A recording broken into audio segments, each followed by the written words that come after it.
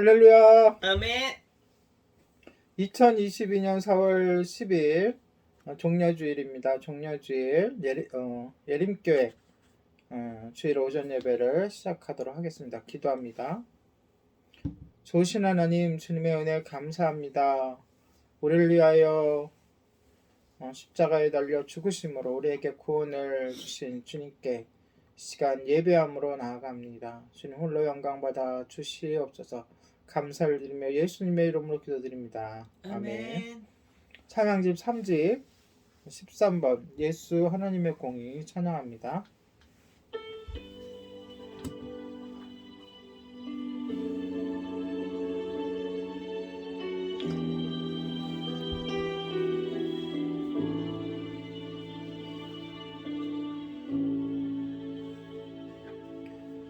예수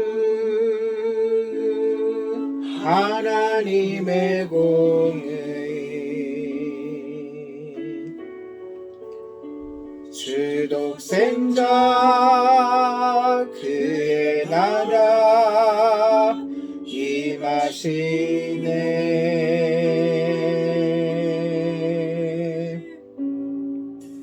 예수 재물이 되신 주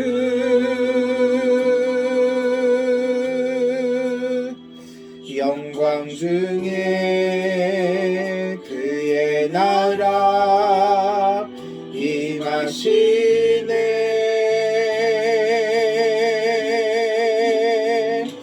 주의 나라 영원하며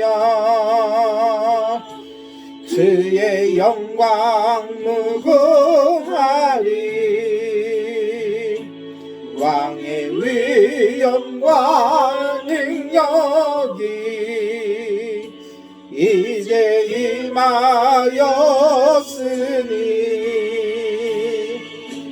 주의 주권과 주의 통치와 주의 나라 힘과 권세 임하네.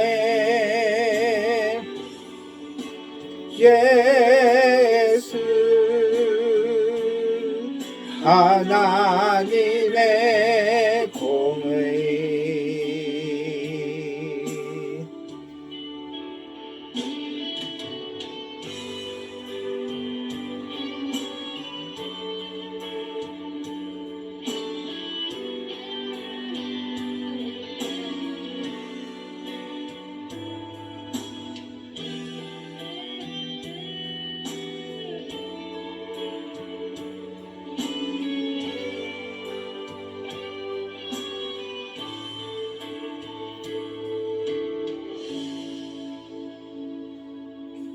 예수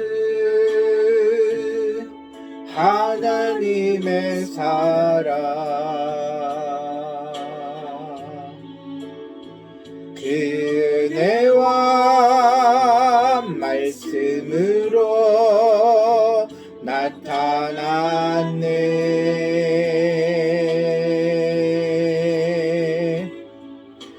예수 거룩한 하나님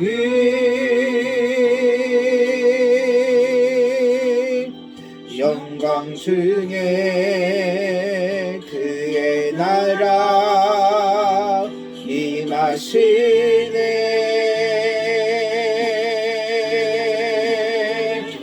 주의 나라 영원하며 그의 영광 무궁하리. 왕의 위엄과 능력이 이제 임하였으니 주의 주권과 주의 통치와 주의 나라 힘과 권세 임하네. 예수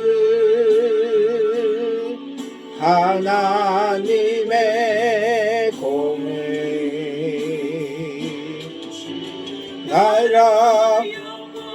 하며 주의 영광 무궁하니 왕의 위엄과 능력이 이제 임하였으니 주의 주권과 주의 통치와 주의 나라 힘과 권세 임하네. 예수 하나님의 공의. 아멘.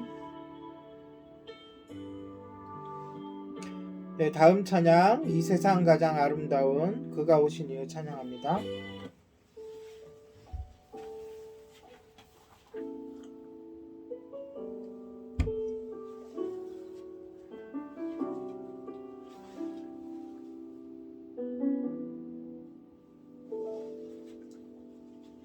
이 세상 가장 아름다운 순종의 눈물 온 세상 다시 빛나게 한 생명의 눈물 그가 이 땅에 오신 이유 죽어야 살게 되고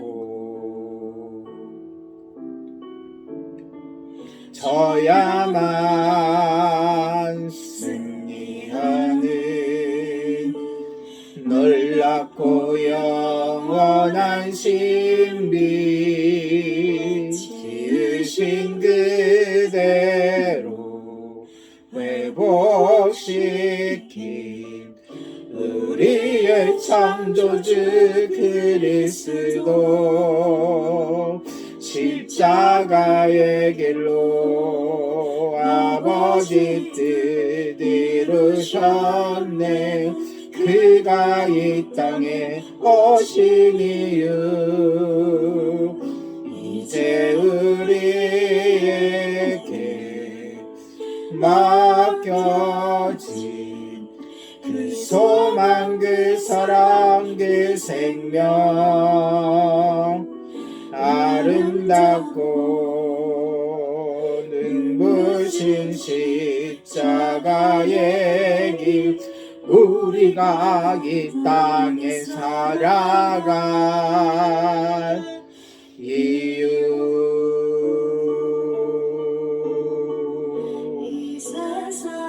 가장 아름다운 순종의 눈물 온 세상 이어지는 나게 한 생명의 눈물 그가 이 땅에 오신 이유 죽어야 살게 되고 져야만 승리하는 놀랍고 영원한 신비 지으신 그대로 회복시킨 우리의 창조주 그리스도 십자가의 길로 아버지 뜻 이루셨네. 그가 이 땅에 오신 이유 이제 우리에게 맡겨진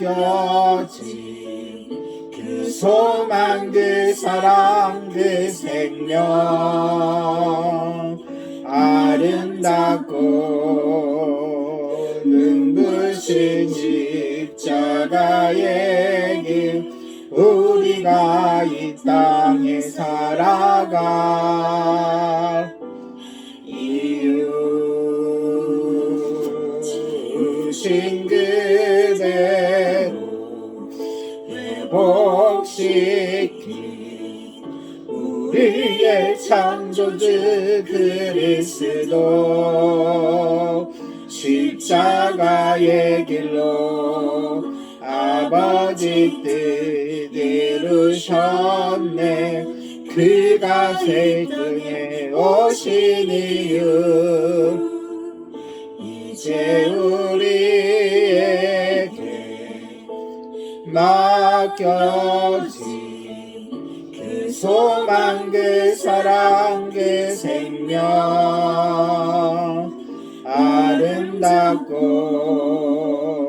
눈부신 십자가의 길 우리가 이 땅에 살아갈 이유. 아멘. 네, 다음 15번 수많은 무리들이 줄지어 예수 이름 높이세 찬양합니다.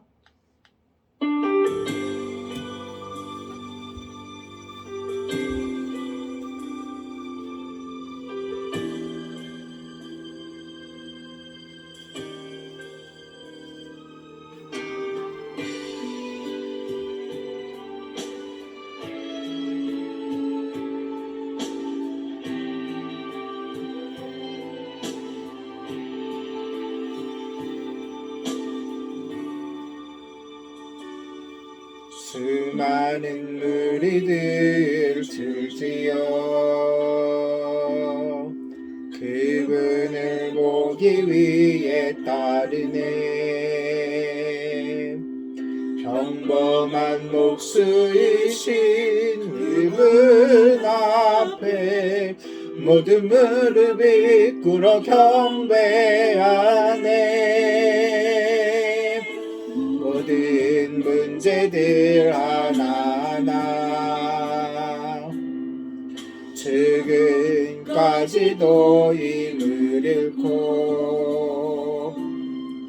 생명의 주관 되신 그 이름 앞에 모든 권세들 굴복하네.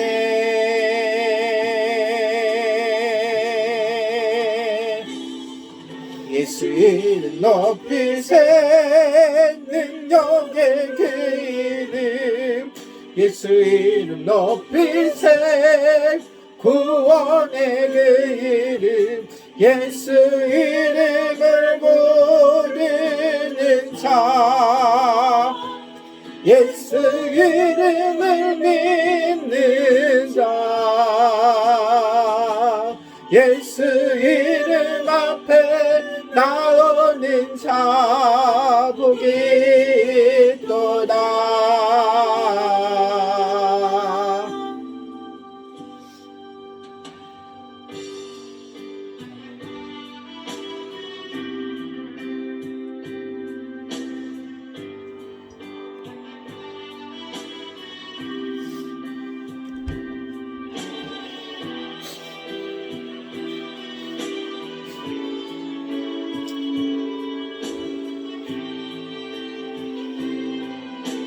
나의 계획이 실패하고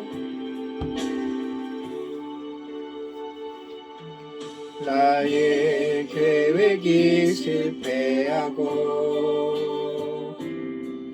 나의 소망이 끊어질 때 생의 주관자 되신 그분 앞에 나의 무릎을 꿇고 경배하네.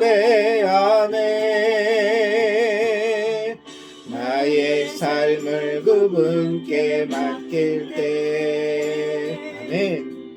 비로소 나의 마음 평안해.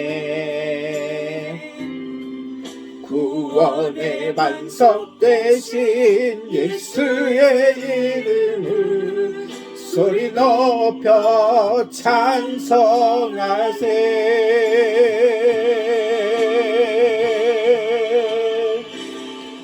예수 이름 높이세. 능력의 그 이름 예수 이름 높이세.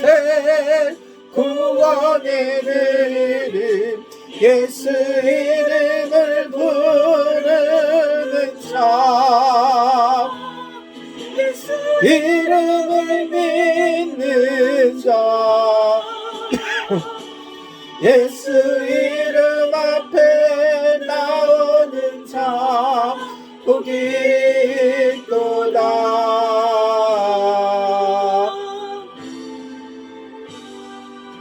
능력의 이름 구원의 이름 그 이름 예수.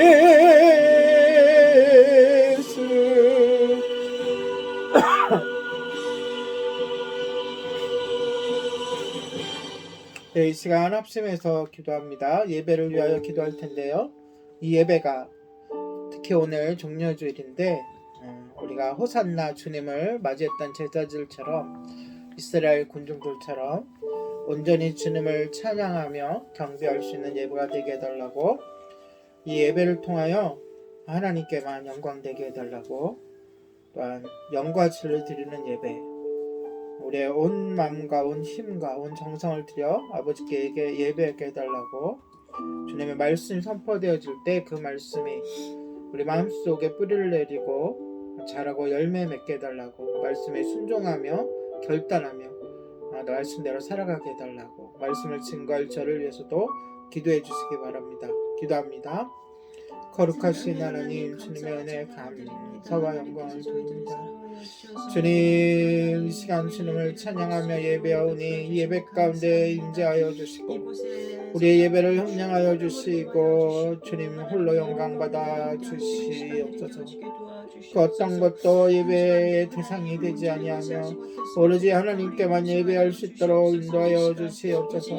우리의 마음의 문을 열게 하여 주시고 우리가 영으로 진리로 아버지께 나와 예배하게 하여 주시옵소서. 하나님 아버지, 시간 주님께 예배할 때에 주님의 놀라우신 은혜가 임하게 하여 주시옵소서.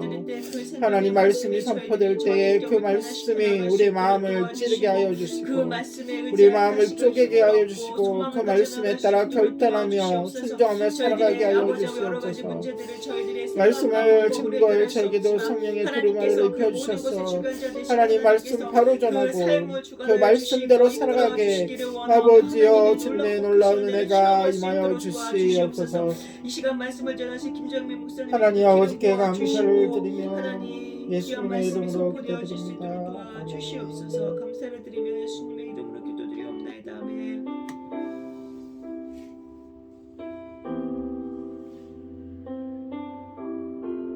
주님을 찬양합니다. 주께 엎드려 경배드립니다. 주 계신 곳엔 기쁨 가득 무엇과도 누구와도 바꿀 수 없네. 예배드림이 기쁨 되리다.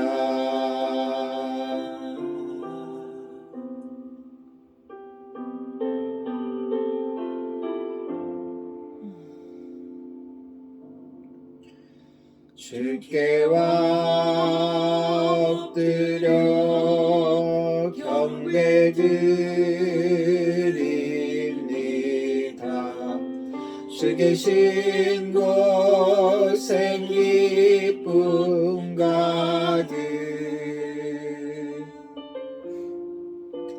무엇과도 누구와도 바꿀 수 없네.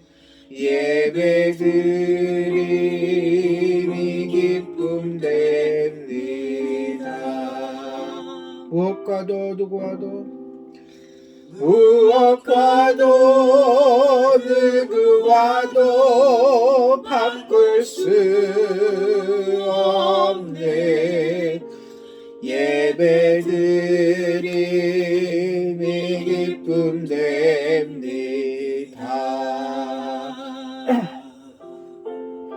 네, 사도신경 말씀으로 우리 신앙을 고백하도록 하겠습니다.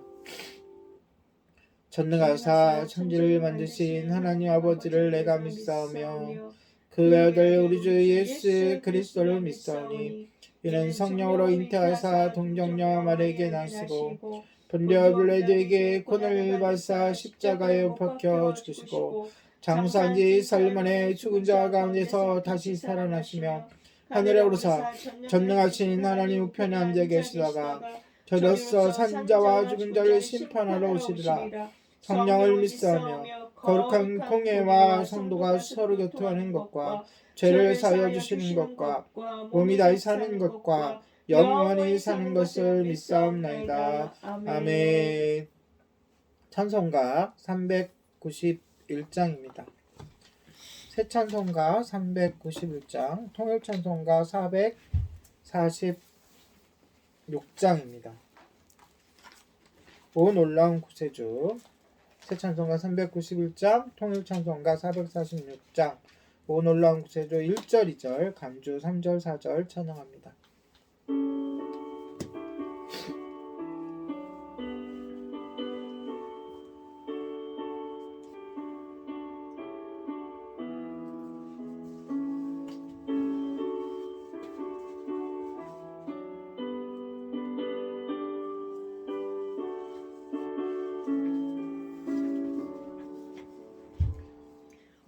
놀라운 그 세주 예수 내 주 참 능력의 주시로다.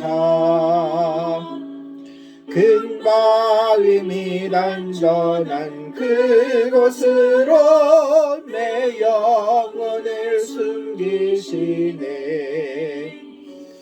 메마른 땅을 종일 걸어가도 나 피곤치 아니하며 저 위험한 곳 내가 이를 때면 큰 바위에 숨기시고 주 손으로 덮으시네. 놀라운 구세주 예수 내 주 내 모든 짐 벗기시네.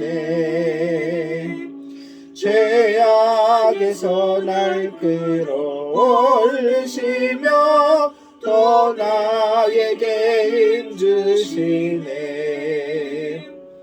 메마른 땅을 종일 걸어가도 나 피곤치 아니하며 저 위험한 곳 내가 이를 때면 큰 바위에 숨기시고 주 손으로 덮으시네.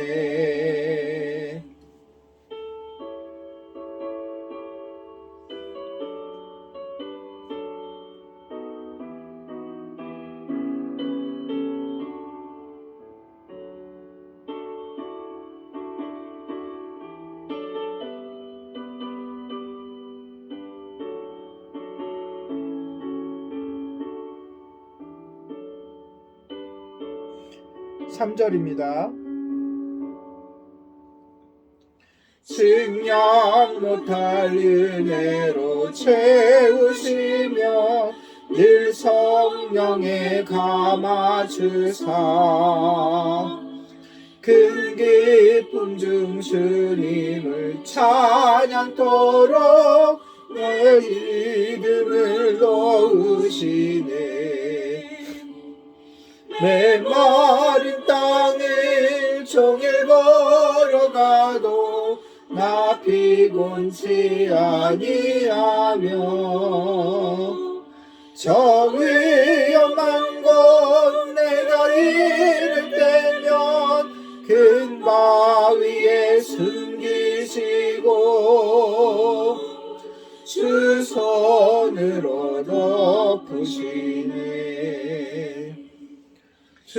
예수님 공중에 임하실 때 나 일어나 맞이하리.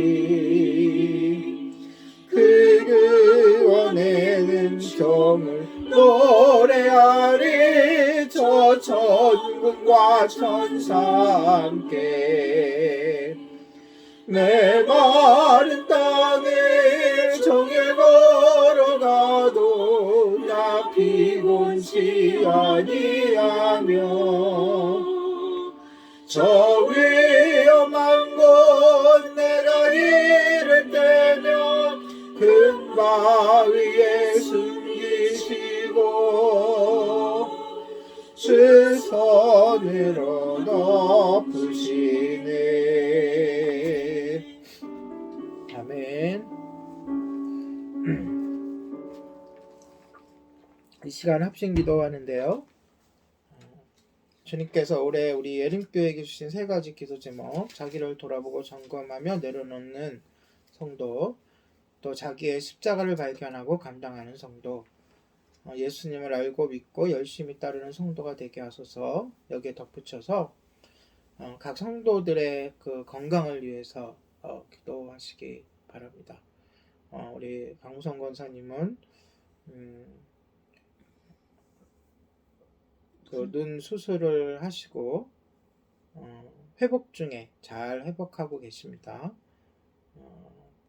온전한 회복을 위해서 또한 기도해 주시고 우리 사모님과 우리 모든 성도가 건강하고 긍정적인 마음을 가지고 주님께 주시는 평화 가운데 살아갈 수 있게 해달라고, 기쁨 가운데 살아갈 수 있게 해달라고 기도해 주시고, 우리가 후원에는 많은 선교지와 선교단체 그리고 교회와 사역자를 위해서 함께 기도하겠습니다. 기도합니다. 거룩하신 하나님, 주님의 놀라우신 은혜를 인도하여 주시고 주님의 사랑으로 주님의 놀라우신 은혜로 함께 해주시네 감사합니다. 이 시간 하나님 아버지 주님께 간구하는 것은 우리가 주님의 제자가 되기를 위하여 기도하오니, 하나님 아버지 이 예림교회에 아버지와 함께 모여 예배하는 모든 이들이 하나님 아버지여 자기를 돌아보고 점검하며 내려놓는 성도가 되게 하여 주시고, 자기의 십자가를 발견하고 감당하는 성도가 되게 하여 주시고, 예수님을 더욱 알고 굳게 믿고 열심히 따르는 주님의 제자가 될 수 있도록 인도하여 주시옵소서. 하나님 아버지 성도들 한 사람 한 사람 주님 잡아주시고 특히 건강을 위하여 기도하오니, 하나님 아버지 회복하며 아버지여 치유되며 하나님 아버지 건강하며 육체뿐만 아니라 마음과 정신까지도 하나님 아버지 주님께서 주시는 참 평안과 기쁨 가운데 살아갈 수 있도록 인도하여 주시옵소서. 기도 제목들을 아버지 들어주시고 아버지여 응답하여 주시고 함께하여 주시옵소서. 하나님 아버지 우리 예림교회가 원하는 아버지여 성도들이야 아버지여 필리핀과 아버지여 태국과 하나님 아버지들의 많은 성도들과 아버지 그 가족들을 함께하여 주시고, 하나님 아버지 주님의 교회 하나님 앞에 역사하여 주시고, 하나님 아버지 선교한국과 아버지 세계 사역에 함께하여 주님 놀라우신 은총으로 함께하여 주시고 역사하여 주시옵소서. 하나님 아버지 주님의 놀라우신 은혜로 채워주시고 역사해 주실 것을 믿습니다. 감사를 드리며 예수님의 이름으로 기도드립니다. 주시옵소서. 감사를 드리며 우리 주 예수 그리스도의 이름으로 기도드리옵나이다. 아멘. 좋으신 하나님 찬양합니다.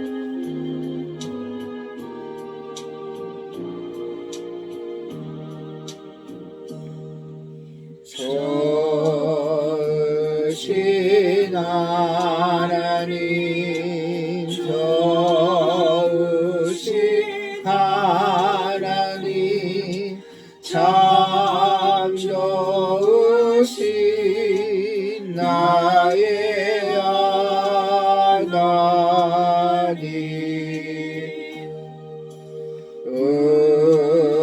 우리의 기도를 응답해 주시는 참 좋은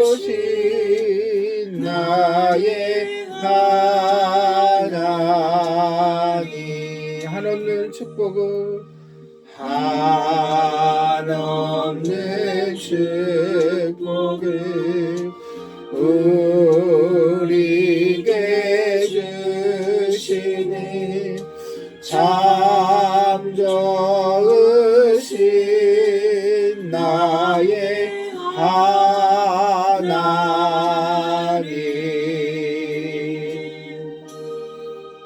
아멘. 할렐루야. 아멘. 하나님의 말씀 함께 보겠습니다.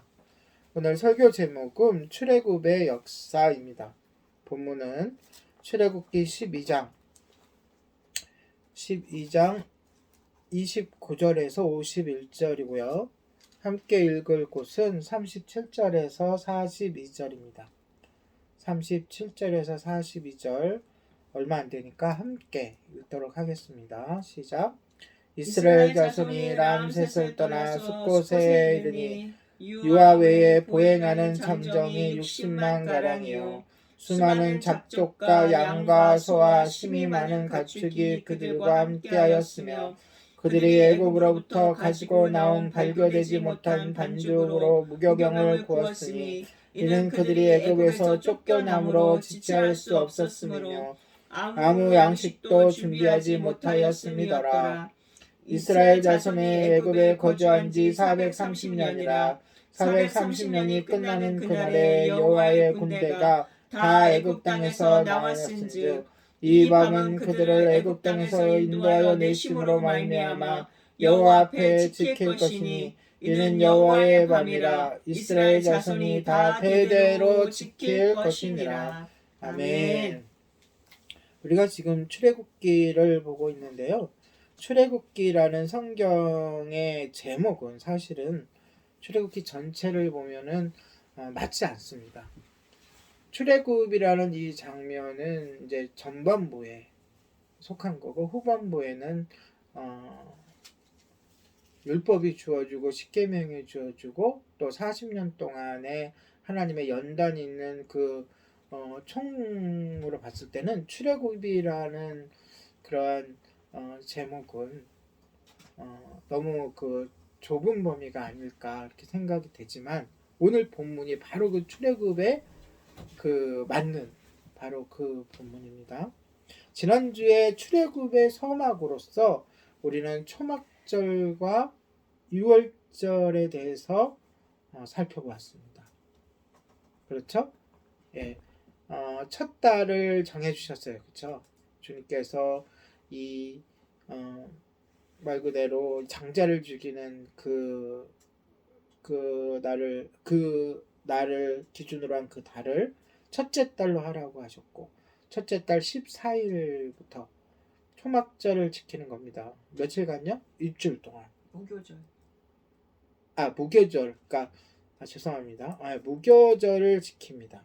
서막으로 무교절과 유월절의 유래를 배웠는데 무교절을 7일 동안 지키면서 첫째 날 양을 잡고 마지막 날 유월절을 지키는 것이죠. 자, 그리고 마침내 한밤중이 되었습니다. 하나님께서 애굽 땅으로 임하셔서 바로의 아들로부터 감옥에 있는 죄수의 아들 그리고 동물의 새끼까지 그 첫 번째 수컷, 그러니까 사람으로 따지면 남자 아이겠죠, 그렇죠? 첫 번째 난 그 남자 또는 수컷을 전부 멸하십니다. 다음날 잠에서 깨어 첫 아들이 죽은 사실을 알게 된 애굽 사람들은 통곡하게 됩니다. 그래서 여기저기 사방에서 통곡 소리가 나게 되는 거죠. 이 비극을 비껴갈 수 있는 가정은 단 한 가정도 없었습니다. 그러자 모세와 아론을 급히 부른 바로는 그들에게 온 백성과 함께 양떼와 소떼를 모두 데리고 가서 그들이 요구했던 대로 하나님께 경배하라 라고 말했습니다. 이것은 하나님께서 모세를 통해서 처음 바로에게 요구한 요구사항이었어요. 그렇죠? 그때 바로가 그 요구사항을 들어줬으면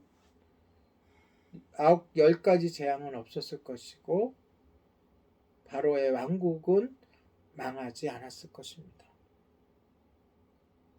그런데 이제 와서야 말 그대로 10번째 재앙, 즉 죽음의 재앙을 겪어서야 그 일을 허락하게 한 것입니다.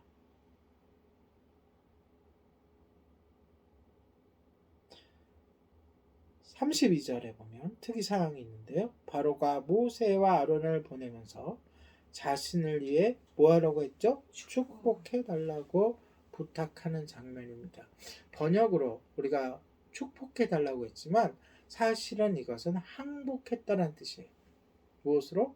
하나님만이 유일하신 가장 높으신 신이라는 것을 인정하고 항복했다는 뜻이에요. 바로라는 그 말 자체가 태양의 아들이라는 뜻이에요.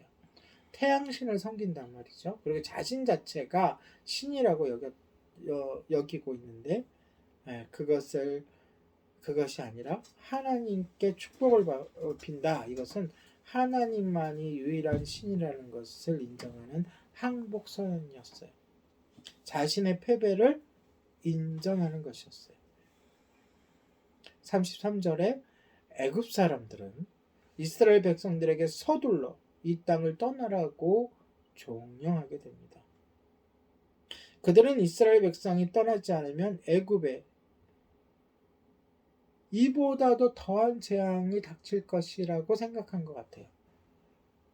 그래서 마침내 모든 사람들이 다 죽게 될 것이라는 두려움에 휩싸였던 것 같습니다. 그래서 이스라엘 백성들은 누룩이 들어있지 않는 반죽, 빵이 아니라 반죽, 빵을 만드는 거죠. 반죽을 옷가지에 싸서 그 땅을 떠나게 되었는데 그들이 떠나면서 하나님께서 앞에 3장 21절에서 22절, 21절과 22절에서 말씀하신 대로 애굽 사람들에게 은과 금으로 만든 보석과 옷을 달라고 부탁을 했어요. 하나님께서는 어떻게 하신다 그랬죠? 그 백성들에게 복을 주사 애굽 사람들이 그들에게 친절을 베풀게 하시겠다라고 하셨는데 말 그대로 그들이 그 요구를 받아들여서 요구하는 모든 것을 내놓게 되었어요. 그런데 사실 이것은 호의라기보다는 친절을 베풀었다기보다는 자신이 더 이상 망하지 않기 위해서 자신의 목숨을 부지하기 위해서 이스라엘 백성들을 그 땅에서 빨리 어떻게 하기 위해서? 내쫓기 위해서. 뒤에 본문에 보면 우리 같이 읽었죠? 내쫓았다 이렇게 나와요. 그러니까 이 말은 뭐 누가 힘 있는 사람이 힘 없는 사람을 내쫓았다 이 뜻이 아니라 정말 제발 빨리 사라져 달라라고 요구하는 거하고 똑같아요. 그러기 위한 고육지책이었어요.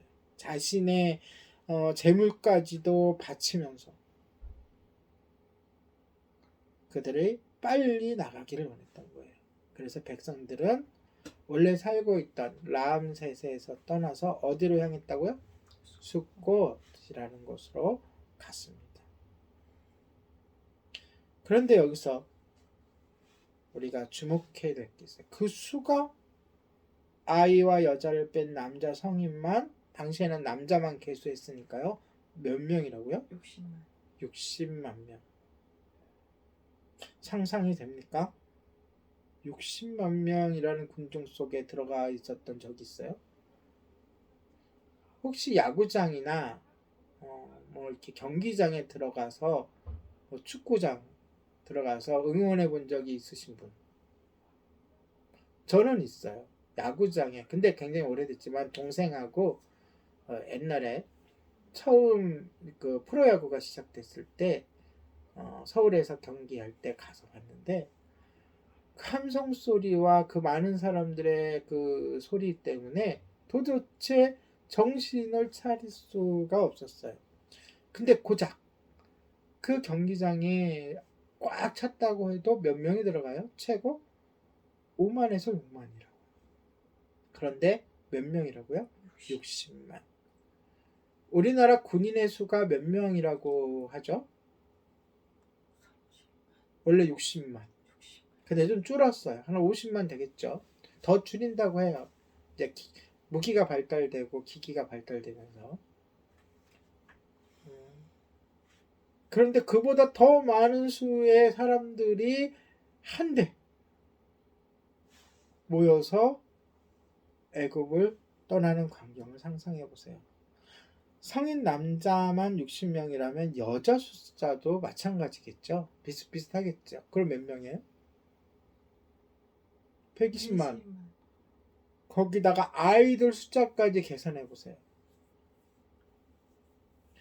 이 말씀대로라면 정말 모세가 애굽에 살았을 때, 태어날 때 이스라엘의 모든 남자아이를 죽이라고 했던 바로의 그 명령이 어쩌면 이해가 될 수도 있을 것 같아요. 그러니까 유달리 이스라엘 백성은 하나님께서 축복해 주셔서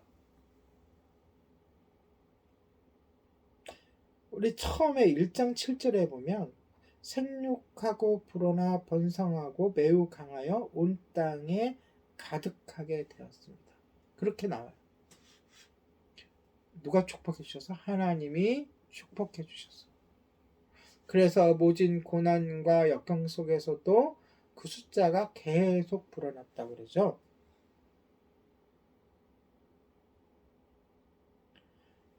한 가정에 뭐 지금이야 그 인구 절벽 뭐 그런 얘기를 하지만 당시에는 아이를 많이 낳는 것이 축복이고 또 그 가정을 지켜가는 일이기 때문에 적어도 다 최대한 양보해서라도 한 가정에 2명씩의 자녀가 있다고만 계산해도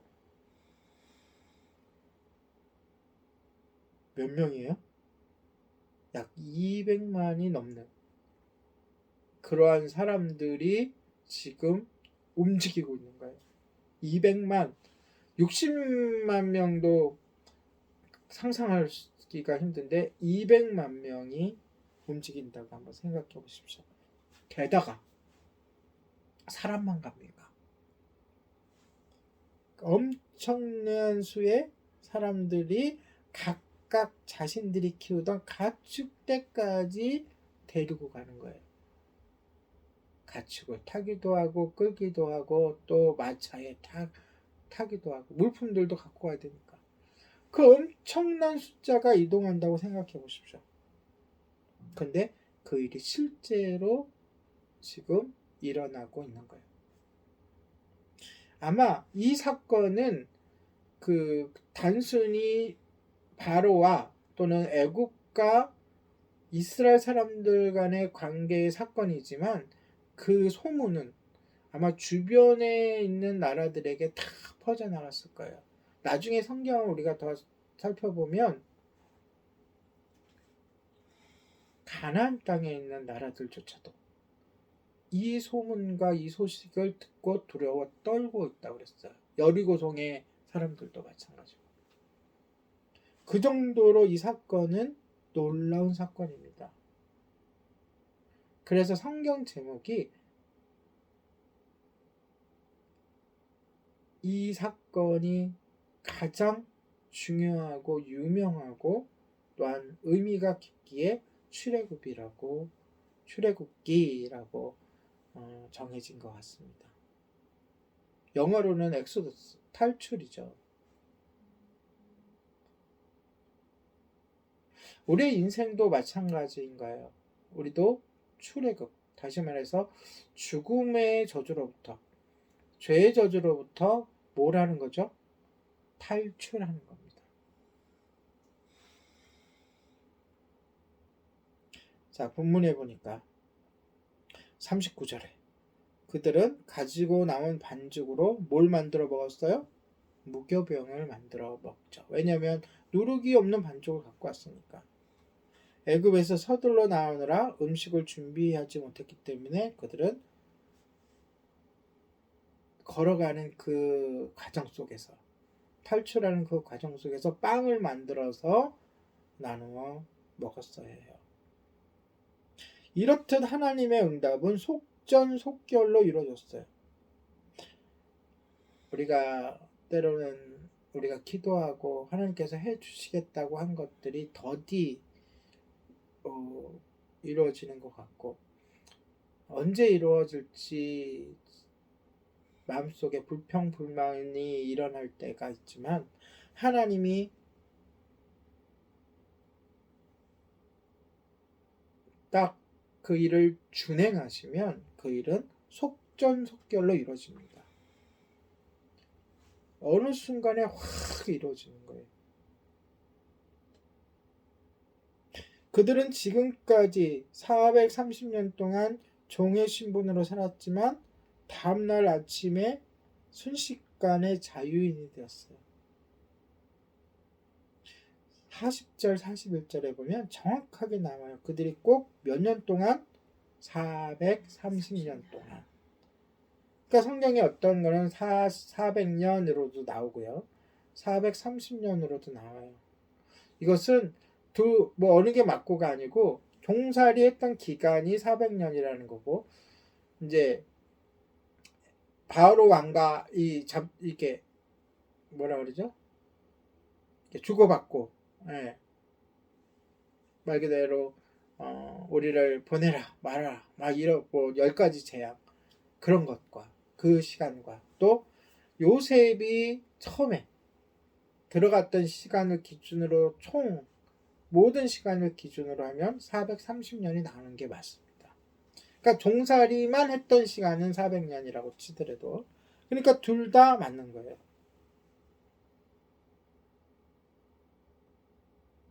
그래서 그날은 무슨 날이에요? 아주 특별한 날이에요.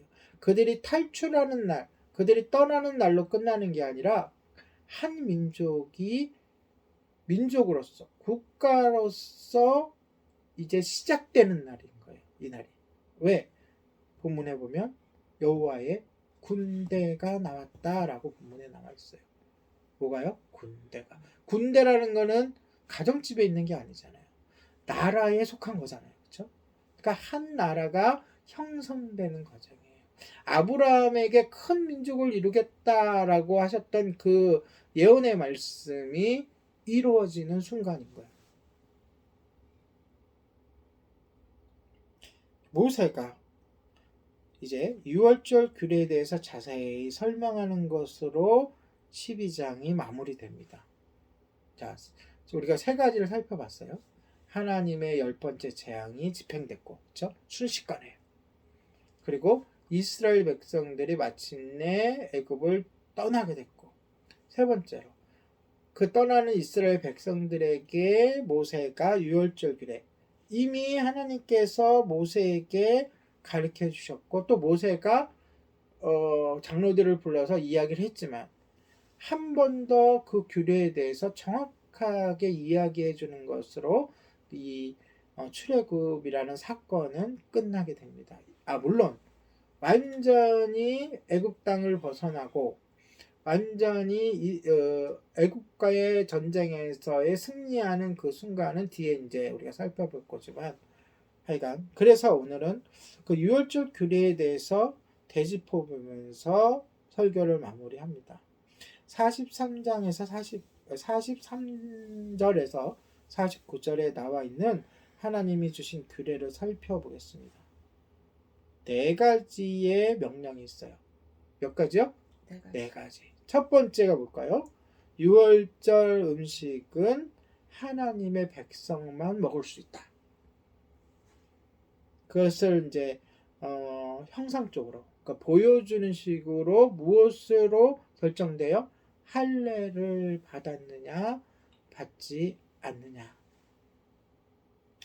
그러니까 표면적으로는 그렇게 보여주지만 그거는 표징이고 상징인 거고, 하나님의 백성이 되었느냐 아니냐로 결정이 되는 거죠.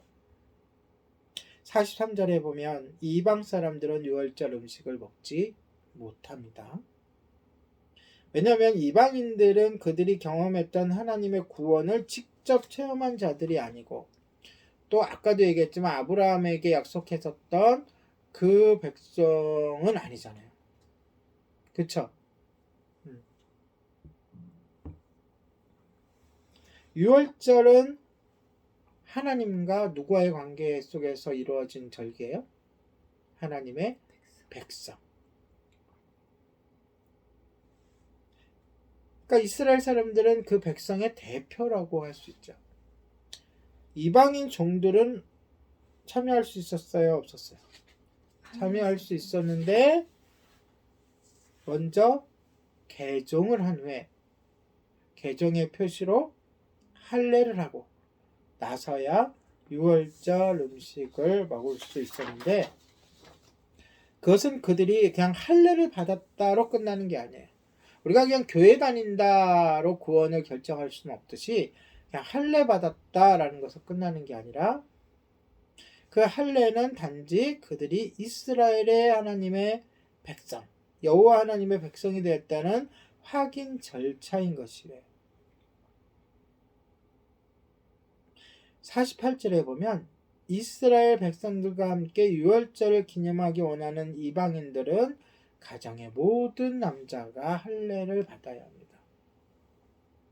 가정의 모든 남자가 할례를 받는다는 건 뭐예요? 그 가정이 결심을 하는 거죠. 그럼 뭘 결심하는 거예요? 하나님의 백성이 되겠다는 결심을 하는 거예요. 그들은 하나님을 섬길 뿐만이 아니라 하나님이 이스라엘에게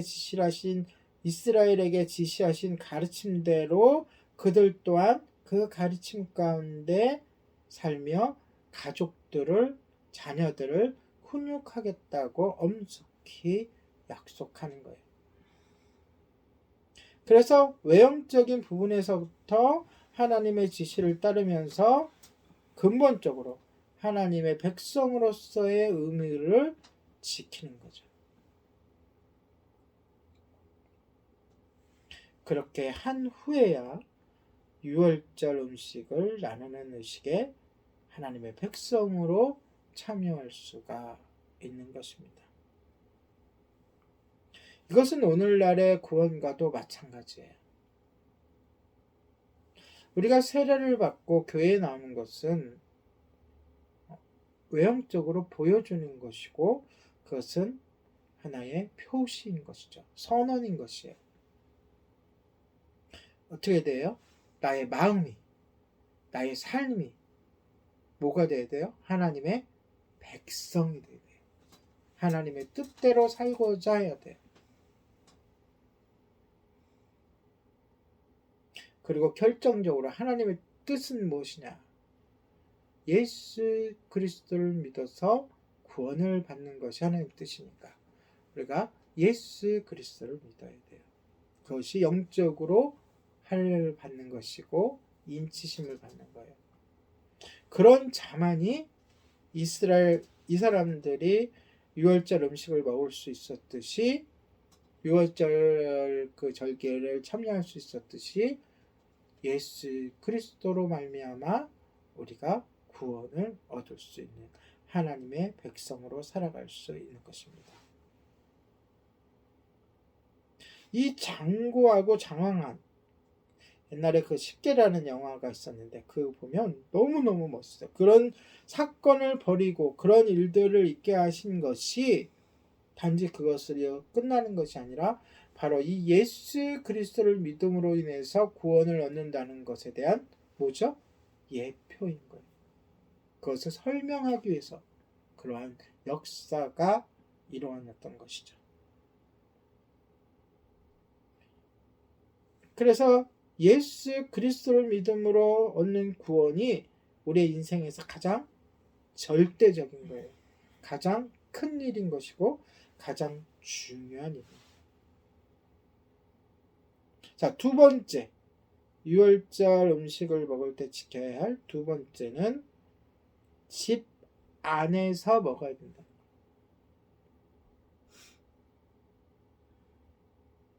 그들은 지금 움직이고 있는 중이에요. 여러분이 생각하고 있는 이런 집이 있는 게 아니에요. 그렇죠? 그럼 어디서 먹는 거죠? 텐트, 천막 안에서. 그러니까 뭐 할 때? 움직일 때가 아니라 쉴 때, 멈춰 있을 때 먹는 거예요. 이것은 무엇을 뜻하냐? 문설주의 피가 발려져 있는 집을 하나님이 어떻게 하셨죠? 넘어가셨죠. 보호하셨죠. 그렇죠? 그 사실을 우리가 늘 염두에 두어야 한다는 거예요. 그러니까 오늘날 구원과 연결하면 하나님께 주신 예수 그리스도로 말미암는 구원이 우리가 그냥 그저 길을 가다가 생각할 정도의 그냥 흔한 것 아니면 평범한 것 또는 그저 흘려서 그냥 보낼 것이 아니라 정말로 멈춰서 집중해서 감사해야 되고 우리가 기념해야 되고 그것을 지켜야 된다는 거예요.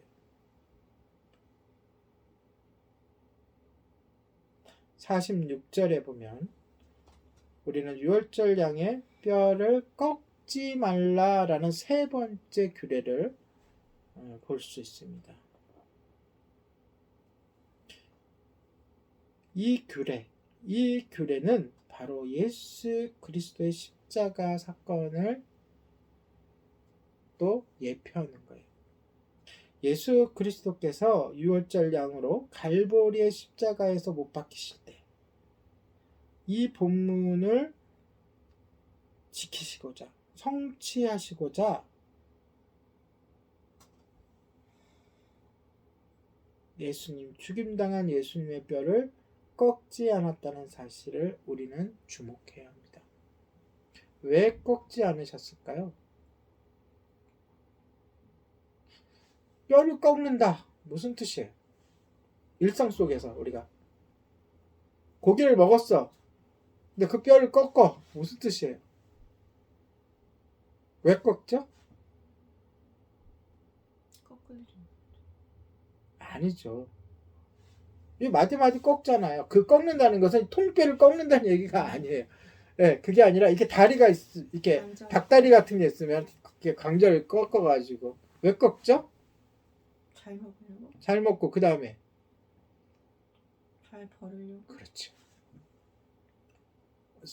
뭐라 그러지? 우리 쓰레기 분리수거 쓰레기 봉투 안에 차곡차곡 찾으려고 뭐 하려고? 결국은 버리려고.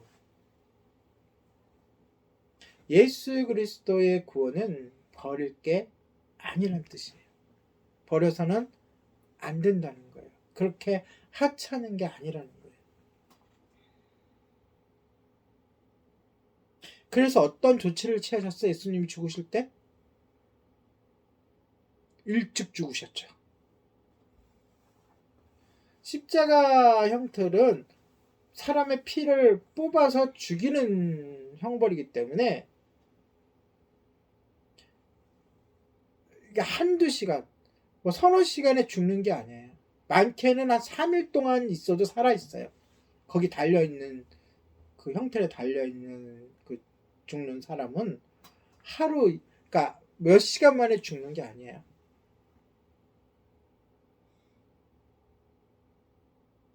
그래서 다른 죄수들은 어떻게 했어요? 꺾었다 그랬어요. 왜 꺾어요? 완전히 숨통을 끄는 거라고요. 왜? 다음날 뭐였죠? 유월절이었기 때문에 저주받은 십자가를 그대로 둘 수가 없기 때문에 미리 죽인 거죠. 원래는 3일, 4일 정도 이렇게 많게는 일주일 정도 그냥 널어놓는 거예요. 왜? 그들이 십자가에 죽을 정도면은 대역죄인이라든가 국가에 전복을 기해했다든가 사람을 여러 명을 죽인 흉악범이라든가 그런 사람들이기 때문에 그냥 저주받은 십자가, 그러니까 나무 위에 달린 사람 저주받았다 했어요. 저주받은 십자가 위에서 한 일주일 정도 이렇게 널어놓는 거예요. 그런데 다음날 유월절 큰 명절이잖아요. 이스라엘의 최고로 큰 명절이잖아요. 그렇죠? 그리고 그날 거룩하게 지켜야 되잖아요. 그래서 내리기 위해서 미리 죽이는 거예요. 그래서 양쪽에 있는 죄인들은 그래서 꺾은 거예요. 뼈를 꺾었다 이런 것은 여기서는 그냥 뼈를 꺾는 거지만 거기서는 뭐예요? 숨통을 끊어버리는 거예요. 골고다 언덕에서는. 근데 예수님은 어떻게 하셨다고요? 일찍 죽으셨다. 뭐하지 않기 위해서? 뼈를 꺾이지 않기 위해서. 그 대신 뭘 당하셨죠? 창으로. 죽었는지 안 죽어야 정상이거든. 그 시간 동안. 그래서 이상에서 죽음을 확인하기 위해서 뭘 했다고요? 창으로 옆구리를 찔렀다고요. 다 그런 이유가 있는 거예요. 그래서 예수님이 그 시간 동안 고통을 당하시고 약 6시간이라 그러는데 고통을 당하시고 일찍 죽으신 이유는 무엇 때문에? 예언을 성취하시기 위해서. 예수님은 모든 고통을 일주일 동안 받아야 될 고통을 적게는 3일, 길게는 일주일 고통을 압축적으로 받으셨어요. 심지어 그의 입에서 하나님께 호소, 통곡이 나올 정도로 엘리 엘리 라마 사박다니 나의 하나님 어찌하여 나를 버리셨나이까 라고 하는 통곡이 나올 정도로 고통을 당하셨어요. 예수님에 대한 그런 이번 주 한 주간이 고난 주간이잖아요. 그런 것들을 함께 묵상하시기 바랍니다.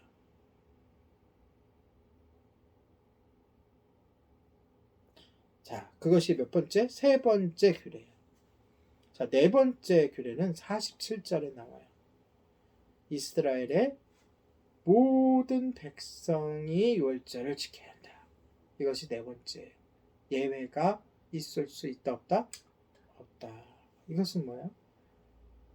구원받을 모든 사람들이 예수 그리스도만을 믿음으로 구원을 얻는다는 거예요.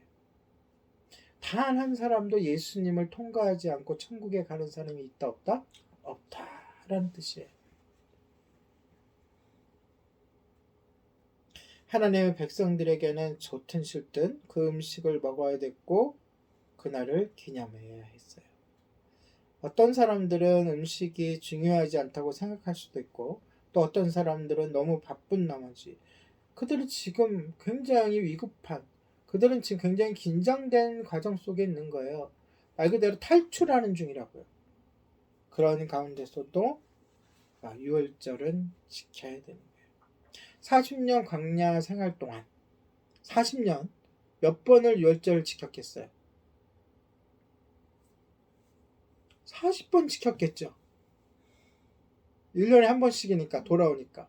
그러나 단 하루도 단 한 번도 소홀해하지 않고 단 한 번도 빼먹지 않고 단 한 번도 바쁘다 그래서 위급하다 그래서 전쟁 가운데 있다 그래서 또는 뭐 여러 가지 사건들이 있는 가운데서도 단 한 번도 소홀하지 않고 지켜야 하는 것이 바로 이 유월절이었어요.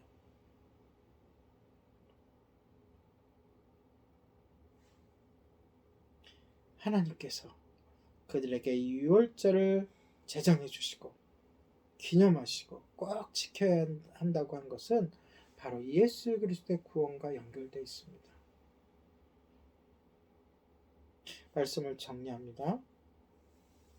하나님께서는 자기 백성들이 노예의 삶으로부터 그들을 구원해내신 하나님의 이 날을 기념하고 기억하라고 하셨어요.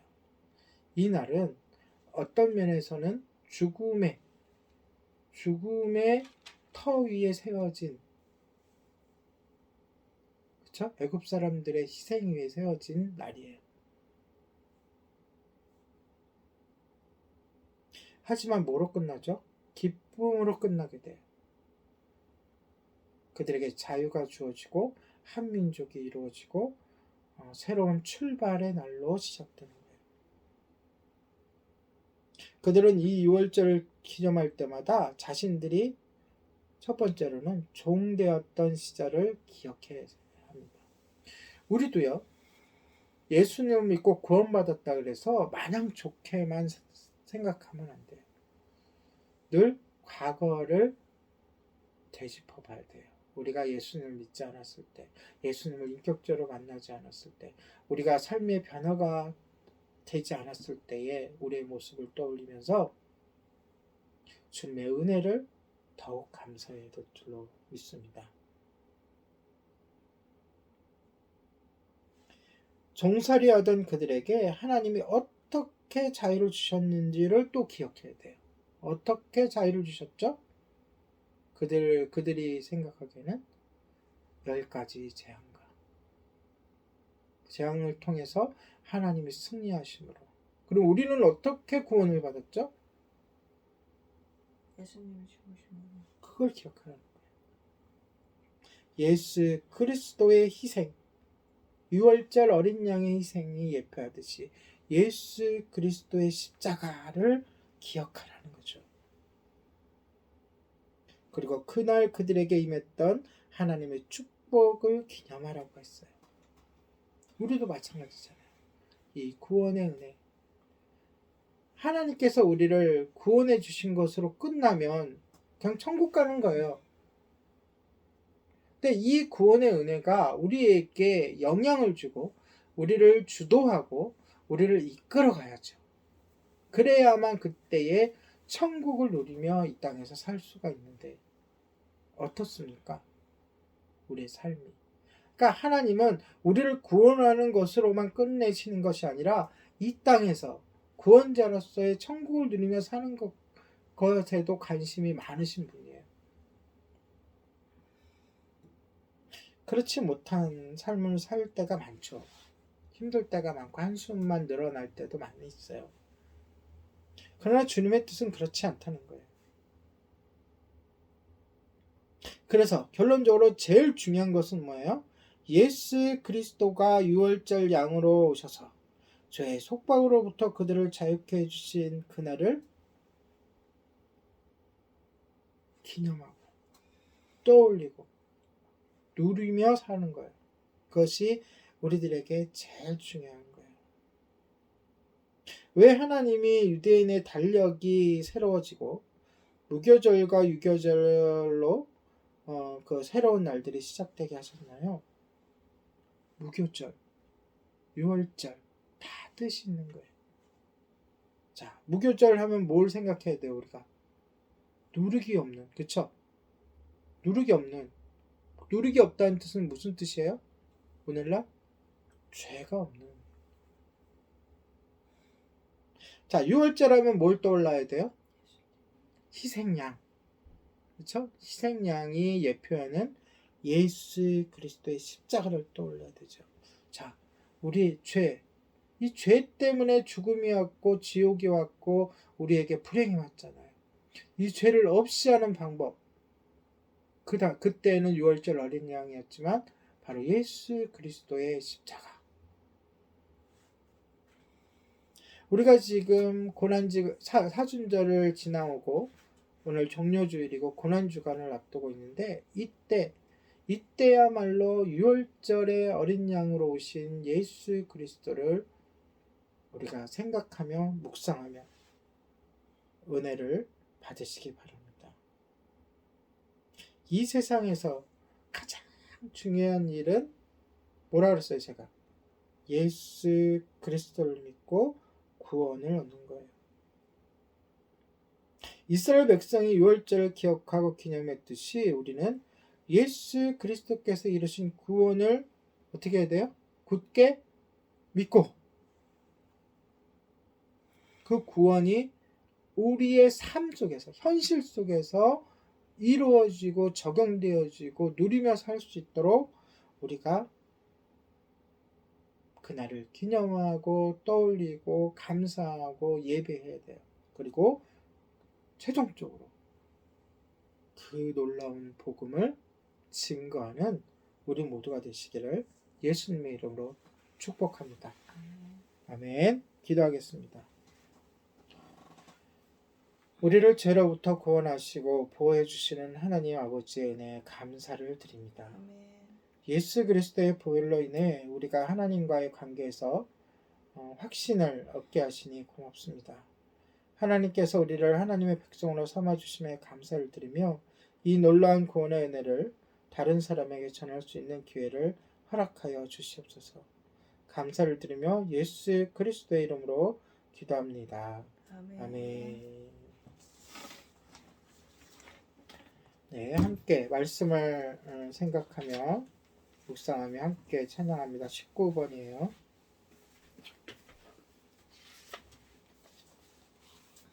이 찬양이 우리의 신앙 고백이 되고 또 우리의 삶을 누리는 그러한 은혜가 있기를 소망합니다.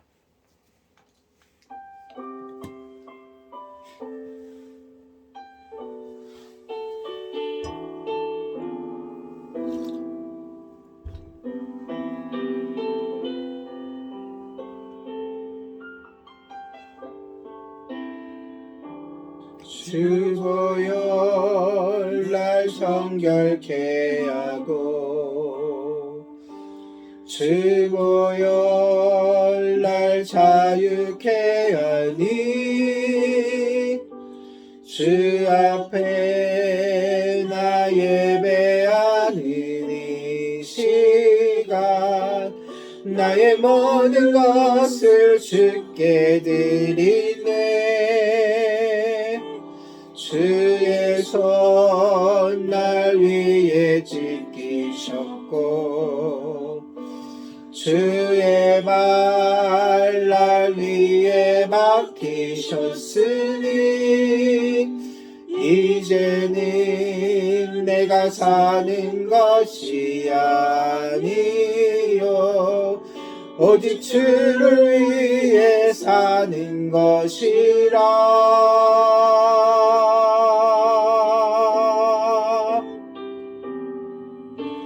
주의 손에 나의 손을 포개고 또 주의 발에 나의 발을 포개요 또 주와 함께 죽고 또 주와 함께 살리라 영원토록 주 위에 살리라 주 위에 살리라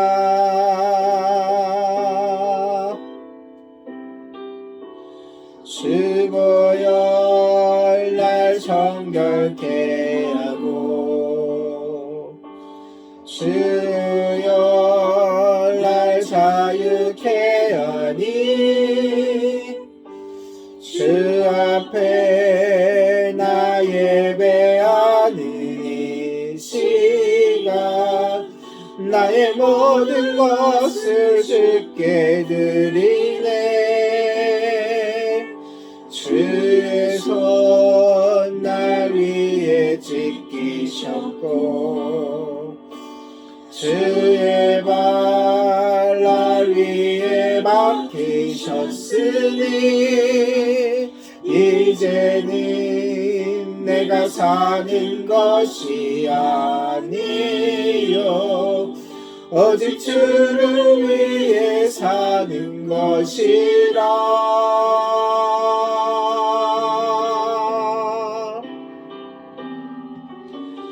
주의 손에 나의 손을 포개고 또 주의 발에 나의 발을 포개요 나 주와 함께 죽고 또 주와 함께 살리라 영원토록 주 위에 살리라 주의 손에 나의 손을 포개고 또 주의 발에 나의 발을 포개요 나 주와 함께 죽고 또 주와 함께 살리라 영원토록 주 위에 살리라 주의 손에 나의 손을 포개고 또 주의 발에 나의 발을 포개요 또 주와 함께 죽고 또 주와 함께 살리라 영원토록 주 위에 살리라 주 위에 살리라 기도합니다. 거룩하신 하나님, 우리를 위하여 자신의 몸 버려 십자가 구원을 이루신 주님, 주님께 우리의 삶을 드려 주님의 은혜에 감사하며 주님과 동행하며 살고자 합니다. 아멘. 주님, 우리의 마음을, 우리를 붙잡아 주시옵소서. 아멘. 주님께 감사하는 마음으로 헌금했습니다. 이 작은 것이 하나님께 영광을 돌리는 곳에, 생명을 구원하는 곳에, 연약한 자들을 돕는 곳에 사용되게 하시고, 주님께 감사하는 마음으로 헌금한 작은 소자의 우리들에게도 주님 은혜를 부어 주시옵소서. 지금은 우리 주 예수 그리스도의 은혜와 하나님의 사랑과 성령님의 교통하심이 구원의 유일한 길인 구원자 예수 그리스도를 전하기 위하여 세상으로 향하는 모든 성도 위에 함께 있을지어다. 아멘. 하나님께 감사의 박수를 올려드리겠습니다. 주님 감사합니다.